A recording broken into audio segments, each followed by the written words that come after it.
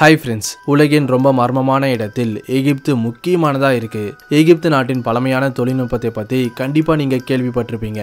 ஆயிரக்கணக்கான வருஷங்களுக்கு முன்னாடியே எகிப்தில் மேம்படுத்தப்பட்ட தொழில்நுட்பம் இருந்துச்சு. இதை பற்றி நம்ம பார்ட் 1ல பார்த்தோம். அதே போல் பிரமிட்ஸ் எதுக்காக, எப்படி கட்டப்பட்டது, அந்த ராட்சத கற்கள் எப்படி சரியான அளவில் வெட்டப்பட்டது அப்படிங்கிற விஷயங்களை கூட பார்ட் 1ல சொல்லியிருக்கேன். அந்த வீடியோட லிங்கை டிஸ்கிரிப்ஷன்லையும் கமெண்ட்லையும் தந்திருக்கேன். கடைசியாக கிளிக் பண்ணி பாருங்கள். ஆனால் இன்னைக்கு இந்த வீடியோவில் பிரமிடுக்குள்ளே அனுப்பின ரோபோட்டிக் கேமரா என்ன கண்டுபிடிச்சது மற்றும் உள்ள எத்தனை அறைகள் இருக்கு அப்படிங்கிற விஷயங்களை பத்தி சொல்ல போறேன். அதனால இந்த வீடியோவை ஸ்கிப் பண்ணாம கடைசி வரைக்கும் பாருங்க.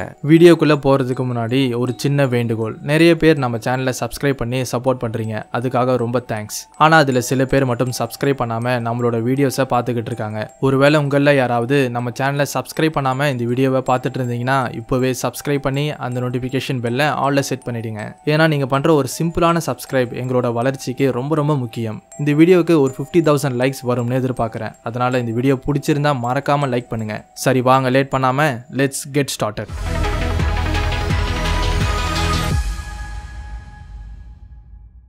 1879 ஒரு நபர் எகிப்து பிரமிட்ஸ் இருக்கிற வழியில் நடந்து போகும்போது தான் ஒரு நரியை பார்த்தாரு. அந்த நரியை துரத்த ஒரு கல்லை தூக்கி அடிச்சாரு. உடனே அந்த நரி ரொம்ப வேகமாக ஓடி போய் பிரமிட்ல இருந்த ஒரு துளைக்குள்ள நுழைஞ்சிருச்சு. அதை பார்த்த அந்த நபர் பயங்கர ஆச்சரியப்பட்டாரு. ஏன்னா ரொம்ப காலங்களா மக்கள் பிரமிடை ஒரு மலைன்னு கருதுனாங்க. அந்த நரி பிரமிடின் துளைக்குள்ள போன உடனே அதுக்குள்ள என்ன இருக்குன்னு தெரிஞ்சுக்க அந்த நபர் ரொம்ப ஆர்வமா இருந்தாரு. அதனால நரியை பின்தொடர்ந்து போய் தாங்கூட அந்த துளைக்குள்ள போனாரு. உள்ள போன உடனே அங்க ஒரு ரகசியமான அறை இருந்துச்சு. அந்த அறையின் சுவரில் எகிப்தின் பழங்கால எழுத்து முறையான ஹைரோகிளிப்ஸால எழுதப்பட்டிருந்துச்சு. அந்த நாள இருந்துதான் ஆராய்ச்சியாளர்கள் இந்த பிரமிட்ஸை தீவிரமா ஆராய்ச்சி செய்ய ஆரம்பிச்சாங்க. தி கிரேட் பிரமிட் ஆஃப் கீசா. இதுல 2 மறைக்கப்பட்ட அறைகள் இருக்கு. பிரமிடின் மேல் பகுதியில் ராஜாவின் அறை, கீழ்ப்பகுதியில் ராணியின் அறை. முதல் முறையா ஆராய்ச்சியாளர்கள் ராஜாவின் அறைக்குள்ள போகும்போது அவங்களுக்கு ஒரு கிரானைட் தொட்டி தென்பட்டது. எப்படி இந்த சின்ன அறைக்குள்ள இந்த தொட்டியை கொண்டு போனாங்கன்னு நீங்க யோசிச்சா அதுதான் இல்லை. ஏன்னா அவங்க முதல்ல இந்த தொட்டியை கட்டிய பிறகுதான் அதுக்கு மேல ராட்சத கற்களை அடுக்குனாங்க. உண்மையா சொல்லப்போனா இது ஒரு ஆபத்தான இன்ஜினியரிங் பிளான். எகிப்து பிரமிடை பற்றி பேசும்போது நாம் யோசிக்கிற முதல் கேள்வி, எப்படி இதை கட்டியிருப்பாங்கன்னு. நிறைய பேர் இதுக்கு சம்மந்தப்பட்ட நிறைய விதமான கோட்பாடுகளை முன் வச்சாங்க. ஒருவேளை இது ஏலியன்ஸால் கட்டப்பட்ட ஒரு கட்டமைப்பாக இருக்குமோ, அப்படி இல்லைனா இதை யார் கட்டியிருப்பாங்க? பல வருஷங்களின் கடுமையான ஆராய்ச்சியில் வரலாற்று ஆசிரியர்கள் மற்றும் தொல்பொருள் ஆராய்ச்சியாளர்கள் என்ன கண்டுபிடிச்சாங்கன்னா, இந்த ராட்சத பிரமிட்ஸை கட்டியது அடிமைகள்னு. இந்த அடிமைகள் எகிப்தியர்கள் இல்லை, இஸ்ரேவேலர்கள். அதனால தான் அவங்க கிட்ட வலுக்கட்டாயமாக இந்த அளவுக்கு கடினமான வேலையை செய்ய வச்சாங்க. இதை பற்றி கிறிஸ்தவர்களின் புனித புத்தகமான ஹோலி பைபிள்ல கூட சொல்லப்பட்டிருக்கு. இந்த பதிலை கேட்டு நிறைய பேர் அதிர்ச்சி அடைந்தாங்க.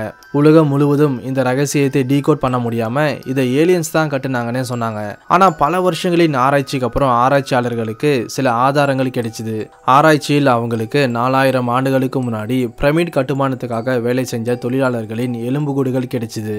அதுல சில தொழிலாளர்களின் எலும்புகளில் விரிசல் இருந்துச்சு. இன்னும் சில பேரின் மண்டையோடு உடைந்த நிலையில கண்டுபிடிக்கப்பட்டது. அந்த சமயத்துல தொழிலாளர்களுக்கு சரியான மருத்துவ சிகிச்சை கூட கிடைக்காதுன்னு சொல்லப்படுது. அந்த எலும்புக்கூடுகளை ரீகன்ஸ்ட்ரக்ஷன் பண்ணதுக்கு அப்புறம் அவங்க சாதாரண மக்கள் மாதிரியே தான் இருந்தாங்க. அதனால இந்த ஆதாரம் மூலமா பிரமிடை கட்டியது ஏலியன்ஸ் இல்ல, நம்மள மாதிரி சாதாரண மக்கள்னு நிரூபிக்கப்பட்டது. 1 லட்சத்துக்கும் அதிகமான தொழிலாளர்களின் உதவியுடன் 60 லட்சம் டன் எடை, 23 லட்சம் கற்களால கட்டப்பட்ட பிரமிட்ஸால என்ன பயன்? இவ்வளோ பெரிய பிரமிடின் உள்ள இருக்கும் சீக்ரெட் சேம்பர்ல வெறும் மம்மிகளை பாதுகாக்கிறதுக்கு மட்டும் இல்லாம வேற ஏதோ மர்மமான விஷயத்துக்காக இருக்கலாம். பழமையான எகிப்து ராஜாக்கள் அவங்க இறக்கிறதுக்கு முன்னாடியே அவங்களோட சவப்பெட்டியை தயார் பண்ணுவாங்க. அது மட்டும் இல்லாம எந்த இடத்துல சேம்பர் கட்டணும், அதோட அளவு மற்றும் கோல்டன் டெத் மார்க்கை கூட தயார் பண்ணுவாங்க. அதே போல ஒரு ராஜா இறந்ததுக்கு அப்புறம் அவரோடு கூட தன்னோட பொருட்களையும் அதே சேம்பர்ல வைக்கப்படும்னு சொல்லப்படுது. இதுக்கான காரணம் அந்த பொருட்கள் இறந்ததுக்கு அப்புறம் கூட அவங்களுக்கு பயன்படும்னு எகிப்தியர்களின் நம்பிக்கை.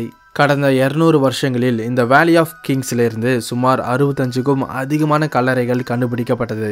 ஆனா அவங்க கண்டுபிடிச்ச அதிகமான கல்லறைகள் காலியா தான் இருந்துச்சு. தொல்பொருள் ஆராய்ச்சியாளர்கள் என்ன சொல்றாங்கன்னா, இந்த கிங் ஆஃப் வேலியில அதிக அளவுல புதையல் இருக்குன்னு, அது பல 100 வருஷங்களா திருடர்களால் கொள்ளையடிக்கப்பட்டதுன்னு. 1922 பிரிட்டிஷ் தொல்பொருள் ஆராய்ச்சியாளரான ஹாவர்ட் கார்ட்டர் இந்த ஈஜிப்ட் கிங் வேலியில ஆராய்ச்சி செய்த சமயத்துல அவருக்கு பிரமிட்ல இருந்து கொஞ்சம் தூரத்துல ஒரு வழி தென்பட்டது. அது பார்க்க சுரங்க சுரங்கப்பாதை மாதிரி இருந்துச்சு. அதனால கார்ட்டர் அந்த இடத்தை தோண்ட ஆரம்பிச்சாரு. அப்படி தோண்டும் போது அவங்களுக்கு இன்னொரு வழி தென்பட்டது. அந்த வழி கடந்த 4000 வருஷங்களா மூடப்பட்டிருக்கு. ஹாவர்ட் கார்ட்டர் தான் முதல் நபர் 4000 வருஷங்களுக்கு முன்னாடி மூடப்பட்ட வழியை திறந்தது. அதுக்குள்ள பெருசா எதுவும் இருக்காதுன்னு சில பேர் சொன்னாங்க. ஆனா உலகமே ஆச்சரியப்படக்கூடிய விஷயம் அதுக்குள்ள இருக்கு. உண்மையா சொல்ல போனா அங்க ஏகப்பட்ட புதையல் இருந்துச்சு. அதுல அதிகப்படியான புதையல் தங்கத்தால செய்யப்பட்டது.